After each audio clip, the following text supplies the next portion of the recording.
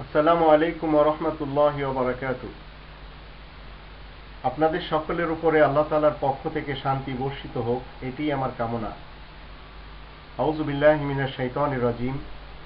রজমকৃত শয়তানের কবল থেকে আল্লাহ তাআলার কাছে আশ্রয় চাচ্ছি। বিসমিল্লাহির রহমানির রহিম। দয়ালু দাতা আল্লাহ তাআলার নামের সাথে আরম্ভ করছি। আমাদের এক বন্ধু প্রশ্ন করছেন যে এই যে সিয়াম আমরা পালন করি, বাংলা ভাষায় আমরা রোজা বলি, এই রোজা কি রাসূল কারীমের পূর্বেও ছিল, না আমরা 1400 বছর ধরে এই রোজা পালন করে আসছি?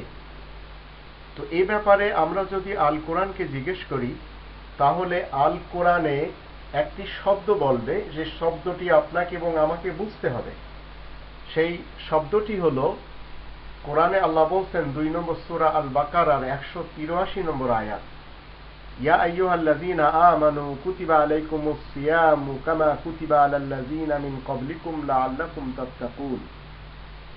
এখানে আল্লাহ বলছেন, তোমরা যারা ঈমান এনেছো শোনো, তোমাদের উপরে সিয়ামকে লিখে দেওয়া হয়েছে ঠিক যেভাবে তোমাদের পূর্বপুরুষদের উপর লিখে দেওয়া হয়েছিল, যেন তোমরা মুত্তাকিন বনতে পারো, তোমরা যেন মুত্তাকি হতে পারো।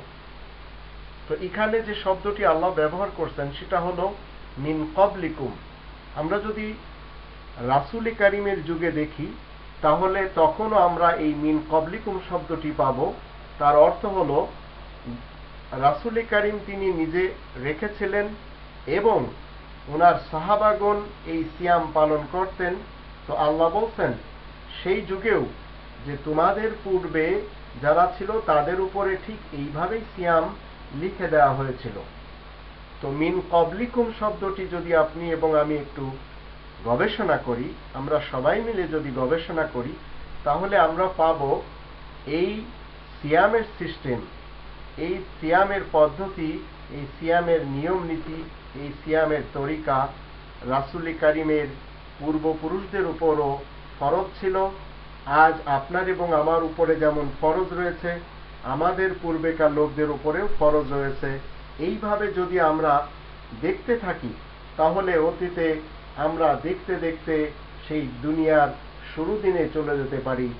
তাই তো আমরা কোরআন থেকে জানলাম, শুধু এই সিয়াম 1400 বছর ধরে এই পৃথিবীতে আল্লাহ পৃথিবীর মানুষের জন্য ফরজ করেননি, এর পূর্বেকার লোকদের উপরেও এই কোরআনের দৃষ্টিতে, এই কোরআনের আদেশ অনুযায়ী তাদের উপরেও এই সিয়ামের পদ্ধতি, সিয়ামের নিয়ম নীতি, সিয়ামের মাসে সওম পালন করা, রমাদান মাসে সিয়াম পালন করা ফরজ ছিল। তাই তো আল্লাহ বলছেন, ইয়া আইয়ুহাল্লাযীনা আমানু কুতিবা আলাইকুমুস সিয়ামু কামা কুতিবা আলাল্লাযীনা মিন ক্বাবলিকুম লাআল্লাকুম তাত্তাকুন। তোমরা যারা ঈমান এনেছো শোনো, তোমাদের উপরে সিয়ামকে লিখে দেওয়া হয়েছে, আমরা যেটা সহজভাবে বলি ফরজ করা হয়েছে, ঠিক যেমন তোমাদের পূর্বেকার লোকদের উপরে ফরজ ছিল, যেন তোমরা মুত্তাকিন হতে পারো। তো আমরা বিভিন্ন ধরনের গ্রন্থ পড়ে, বিভিন্ন ধরনের মানুষের মতবাদ শুনে কোরআনের মতবাদকে খোয়াইয়ে ফেলেছি। আমাদের উচিত আমরা কোরআনের যে ভাষ্যটা সিয়ামের ব্যাপারে, সেটা যেন আমরা সাদরে গ্রহণ করি। আল্লাহ আমাদের সবাইকে কোরআনের মতবাদী হয়ে এই পৃথিবীতে চলাফেরা করার তৌফিক দান করুন। ওমা আলাইনা ইল্লাল বালাগুল মুবিন।